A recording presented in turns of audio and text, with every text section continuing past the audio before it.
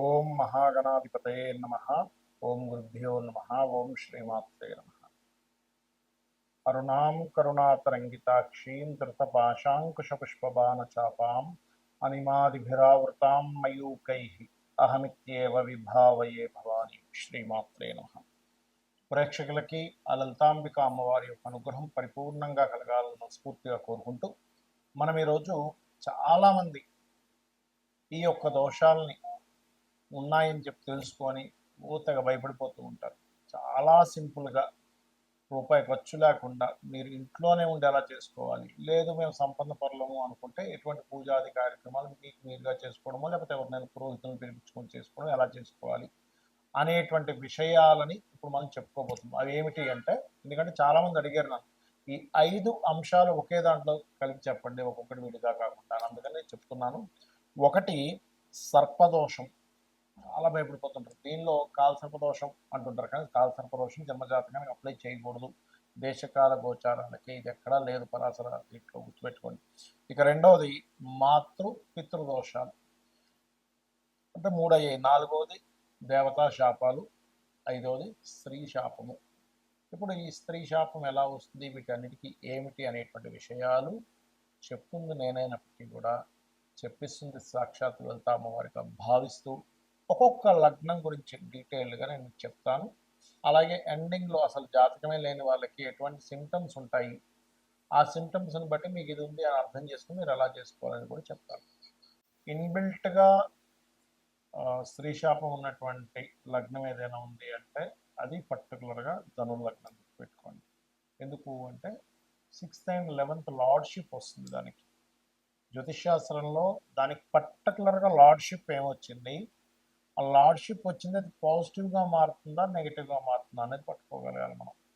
Lordship వచ్చింది కానీ అది నెగిటివ్ వేలో వెళ్ళిపోతుంది, ఇబ్బంది వస్తూ ఉంటుంది, ఎక్కువ ఇబ్బంది వస్తూ ఉంటుంది. అందుకని ఏంటి, అందుకే చెప్తూ ఉంటారు ధనుర్లగ్నం వారికి శుక్రుడు మహాదశ లేదా అంతర్దశ వచ్చినా, శుక్ర రాశుల్లో ఉండే గ్రహాలు ఏదైనా ఉన్నా ఖచ్చితంగా ఇది ఇటువంటి ఇబ్బందిని క్రియేట్ చేస్తుంది అంటూ ఉంటారు.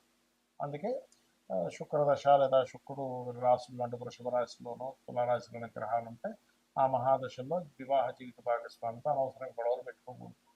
స్త్రీ శాపం యాక్టివ్ అవుతుంది, అక్కడ వివాహ దోషాన్ని ఇస్తూ ఉంటుంది, దూరం అవుతూ ఉంటారు.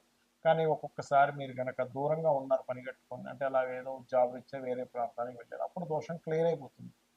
ఇక్కడ ఏంటంటే గొడవ పెట్టుకొని నువ్వు దూరం అవుతావా, జాబ్ రీత్యా వృత్తిరీత్యా కొన్ని కారణాల వల్ల దూరంగా ఉంటావా, మీరు ఈ రకంగా కూడా సెట్ చేసుకోవచ్చు.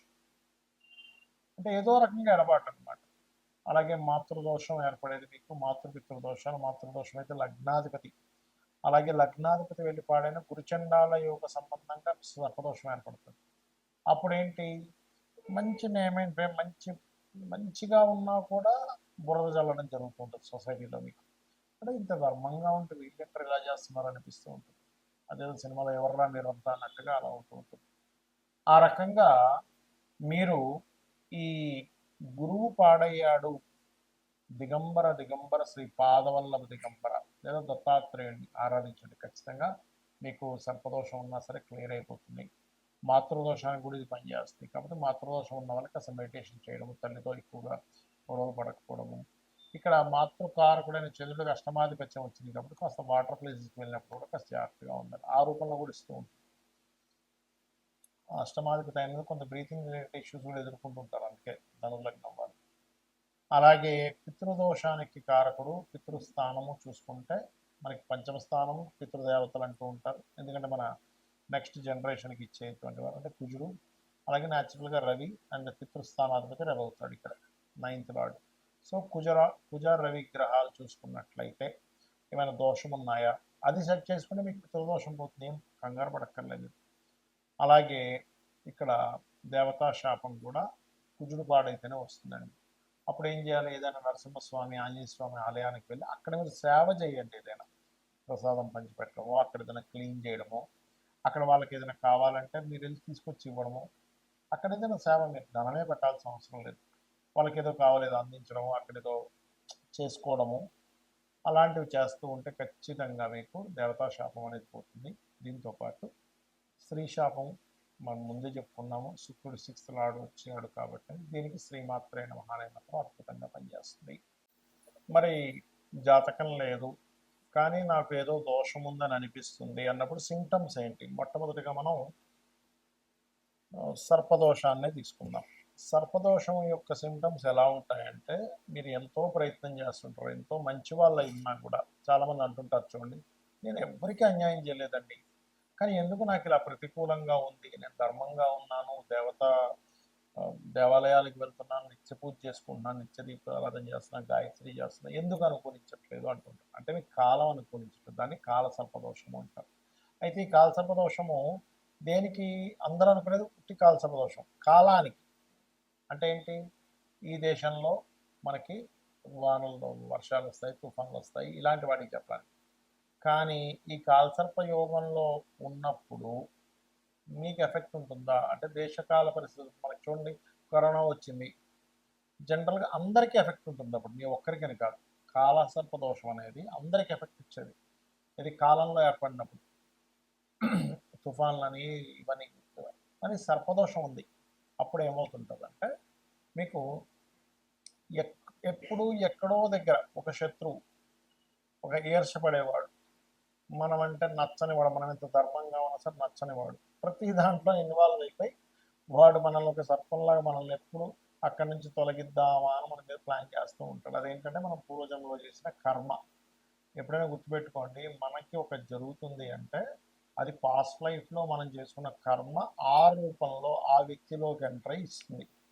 అలా కాదండి, మన కర్మ కాదు, వాడే కావాలని చేస్తున్నట్టు వాడు కొత్త కర్మని క్రియేట్ చేసుకుంటున్నాడు. అది మనం అర్థం చేసుకొని నిత్య దీపారాధన, రావి చెట్టు చుట్టూ ప్రదక్షిణం చేసి వాటికి పసుపు కుంకుమ గంధం చేయడం.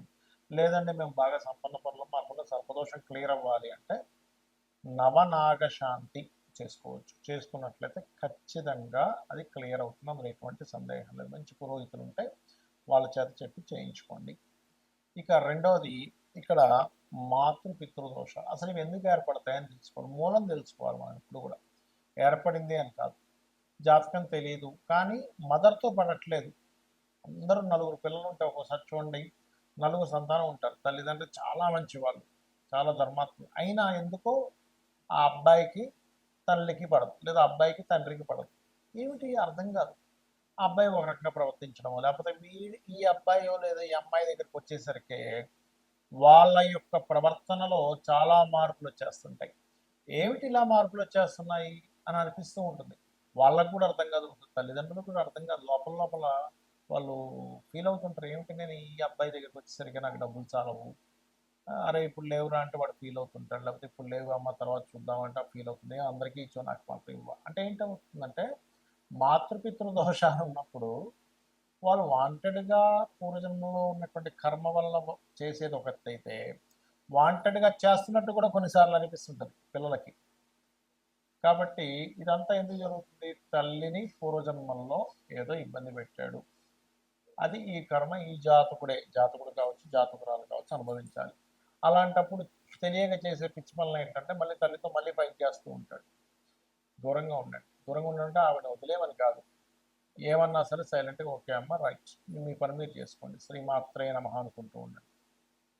ఖచ్చితంగా క్లియర్ అవుతుంది సమస్య అనేటువంటిది. లేదా మెడిటేషన్ చేసుకోండి, అమ్మవారిని పట్టుకోండి, అమ్మ నేను ఏదో పూర్వజన్మంలో తల్లిని ఏదో ఇబ్బంది పెట్టుకుంటాను, చికాకు పెట్టుకుంటాను, చాలా నా వల్ల బాధపడి ఉంటుంది, ఈ జన్మలో అందుకే నాకు ఈ కర్మ ఈ రూపంలో వచ్చింది అని అనుకొని ఏమీ అనకుండా మీ పని మీరు చేసుకుంటూ వెళ్ళండి.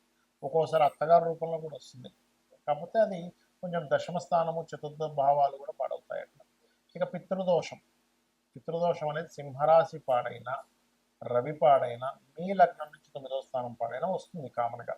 అయితే ఇక్కడ మీకు ఎలా ఉంటుందంటే, తండ్రి పాపం ఏదో మీకు ఫేవర్ చేద్దామంటుంటే గొడవ వస్తుంటుంది, మీరు ఏదైనా చేస్తుంటే తండ్రి ఒప్పుకోడు.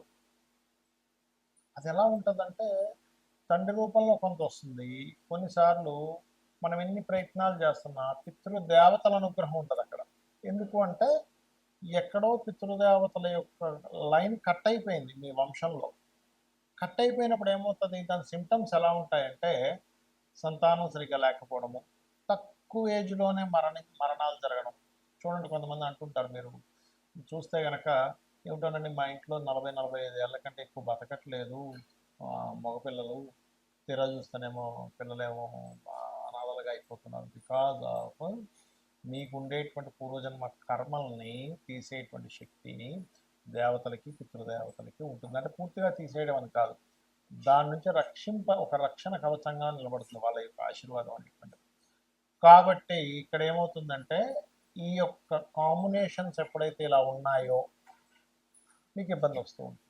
అప్పుడు కూడా ఏంటి, తండ్రితో ఫైటింగ్ చేయడం, తండ్రి ఏదో ఇవ్వకపోవడం, నలుగురికి ఒకలాగా మీకు ఒకలా చేయడం, ఇలాంటివి జరుగుతూ ఉంటాయి. ఎందుకంటే అక్కడ నుంచి దోషం ఉంది, యోగం లేదు. ఇక్కడ మనం అర్థం చేసుకోవాల్సిన విషయం ఏంటంటే అక్కడ దోషం ఉంది, యోగం లేకపోవడం వల్ల, దోషం వల్ల రావట్లేదు, యోగం ఉంటే వచ్చేది అని మీరు అర్థం చేసుకోవాలి. దానికి సింపుల్గా నేను ఇందాక చెప్పినట్టుగా నిత్య పితృతర్పణాలు లేనట్లయితే అమావాస్య నాడైనా సరే పితృదేవతలకి పరంగా మీరు అంటే వాళ్ళ కోసమని స్వయం పాకం ఇవ్వడము, అంటే బియ్యము, 2 రకాల కూరగాయలు, పప్పు, ఉప్పు, మిరపకాయలు ఇవన్నీ కలిపిస్తారు. అంటే వంట సామాగ్రి ఏదైతే అదంతా కూడా ఇస్తారు. అలానే ఒక బెండకాయ ఒక వంకాయ ఇస్తే పాపం వాళ్ళకి సరిపోదు, వాళ్ళు పాపం బాధపడతారు. అది ఇక దేవతా శాపం. దేవతా శాపం అసలు ఎందుకు వస్తాయి అంటే అందరూ ఏమనుకుంటారు, పూర్వీకుల్లో ఎవరో గుడిలో ఏదో చేశారు, విగ్రహం ఎత్తుకుపోయారు మురారి సినిమాలలోగా అని అనుకుంటారు. కాదు, అది చాలా పెద్ద దోషం. అది అది తప్పని కాదు నా ఉద్దేశంలో. కానీ ఇక్కడ ఏమిటి అంటే మీ యొక్క పూర్వజన్మల్లో లేకపోతే ఈ జన్మల్లో కూడా ఇంట్లో చేసేటువంటి అగ్నితో చేసేటువంటి దోషాలు కొన్ని ఉంటాయి. అంటే స్నానం చేయకుండా వంటగదిలోకి వెళ్ళడం, స్త్రీలు బయట చేరినప్పుడు వంటగదిలోకి వెళ్ళడం, ఇవన్నీ కూడా కొంతవరకు అగ్నిదేవుడికి సంబంధించిన శాపాలు. కొంత సర్పదోషాలు కూడా వస్తాయి వాటి వల్ల. అలాగే దేవతా సంబంధించినటువంటి విషయంలో చూడండి, కొన్ని ఎన్రోల్మెంట్ డిపార్ట్మెంట్స్లో ఉంటూ అక్కడ సొమ్ముని తినేయడం, లేకపోతే దేవుడు మాన్యాన్ని అంటే భగవత్ సంబంధించిన ఆలయానికి సంబంధించిన భూములు ఉంటే వాటిని జాగ్రత్తగా వాళ్ళు కైవసం చేసుకుని వాటిని వాడేసుకోవడం, అది చాలా పెద్ద దోషం. అదేంటంటే ఒక వంశాలను నాశనం చేసేస్తుంది. గుర్తుపెట్టుకోండి. అస్సలు పొరపాటును కూడా, అసలు మీకు దానం ఇస్తేనే, ఎవరైనా భూమి దానం ఇచ్చారనుకోండి, పురోహితులకి ఎవరికైనా బ్రాహ్మణులకి ఇవ్వాలి, ఏదో కుజదోషం ఉంది అని భూదానం ఇచ్చారు అంటే, కుజదోషం ఉంటే అందరూ ఇవ్వాలని కాదు, 4వ స్థానం పాడే ఇస్తారు కోసం. అప్పుడు ఆ తీసుకున్నటువంటి బ్రాహ్మణుడు, పురోహితుడు ఎవరైతే తీసుకుంటే, పురోహితుడు అనుకోండి ఇంకోరు అనుకోండి, గాయత్రి చేయాలి. కొన్ని లక్షల కోట్ల గాయత్రి చేస్తే కానీ అది బరాయించే శక్తి రాదు. లేనట్లయితే ఏమవుతుందంటే అది ఎన్ని రేణువులు ఉన్నాయో అన్ని జన్మలు నరకం అనుభవిస్తాడట. గాయత్రి భూదానం అంటే అంత ఈజీ కాదు. భూదానము, సువర్ణ దానం ఇలాంటివన్నీ ఏవో నవగ్రహాలకి చిన్న దానాలు లాంటివి కాదు. అందరూ సరదాగా తీసేసుకుంటారు, సువర్ణ దానం అండి ఇచ్చేసేయండి అని. అంత ఈజీ కాదు. కాబట్టి దీనికి మరి ఏమిటి అంటే ఓం హరనేత్రాగ్ని సందగ్ధ కామ సంజీవన ఔషధి అనే మంత్రం చేసుకోండి. ఇక ఆఖరిగా స్త్రీ శాపం. ఏమీ లేదు, ఇక్కడ స్త్రీని ఇబ్బంది పెట్టాడు జీవుడు, వస్తుంది ఆ దోషం, ఆ రూపంలో వస్తుంది. అందుకని మీరు ఎక్కడికి వెళ్ళినా, మీ జాతకం లేకపోయినా మీకు సిమ్టమ్స్ ఏం అర్థం అవుతుంటాయి అంటే, ఎక్కడికి వెళ్ళినా చిన్నప్పటి నుంచి కూడా ఒక స్త్రీ మూలకంగానే మీరు ఇబ్బంది పడుతూ ఉంటారు. అది పక్కింట్లో ఆడపిల్ల కావచ్చు, మీ ఇంట్లో ఉండే ఆడపడుచులు కావచ్చు, లేకపోతే మీ అత్తగారు కావచ్చు, ఎవరైనా కానీ, లేకపోతే మీకు సొంత చెల్లి కావచ్చు, సొంత భార్య కావచ్చు. ఎక్కువగా భార్య రూపంలో వస్తుంది స్త్రీ శాపం ఎక్కువగా. అందుకే లేదా వివాహ శాపం వివాహ రూపంలో వస్తుంది కొంతమందికి. మరి దీనికి ఏమిటండి, శ్రీమాత్రే నమః ఇది బెస్ట్ రెమెడీ. అలా కాదు, వివాహ రూపంలో వస్తుంది, వివాహం అవ్వట్లేదు అన్నప్పుడు ఒకసారి ఫస్ట్ మీరు ఆగ్నేయం చెక్ చేసుకోవాలి. ఆగ్నేయం పాడైతే కూడా శుక్రదోషం అయింది అక్కడ. శుక్రుడు స్త్రీకి కారకుడు కాబట్టి ఇబ్బంది వస్తుంటుంది. అలాంటప్పుడు మీరు చేయవలసింది ఓం శ్రీమాత్రే నమఃతో పాటు, వివాహం అవ్వట్లేదు అనుకున్నప్పుడు ఓం కామేశబద్ధ మాంగళ్య సూత్ర శోభిత కందరాయ నమః. ఒక్కోసారి వివాహం అయ్యి కొన్ని ఇబ్బందులు పడుతూ ఉంటారు. అలాంటి వారు ఓం శివకామేశ్వరాంకస్త శివా స్వాధీన వల్లభాయ నమః. లేదంటే అప్పులు ఉన్నాయండి, సర్పదోషం వల్ల నాకు అప్పులు అయిపోయాయని చెప్తున్నారు అన్నప్పుడు ఓం అపర్ణాయ నమః. ఫినాన్షియల్గా బాగా గ్రోత్ రావాలి, ఓం సంపత్కరీ సమారూఢ సింధుర వ్రజ సేవితాయే నమః చేసుకోండి. ఇలాగ అనేకమైనటువంటి నామాలు అమ్మవారి ఉన్నాయి. అది మీరు చేసుకుంటే చాలు. మీరు నాకు డబ్బులు లేవు, అమ్మ నేను చేసుకోవాలని ఏమీ భయపడకండి, అద్భుతమైనటువంటి ఫలితాలు మీకు వస్తాయి.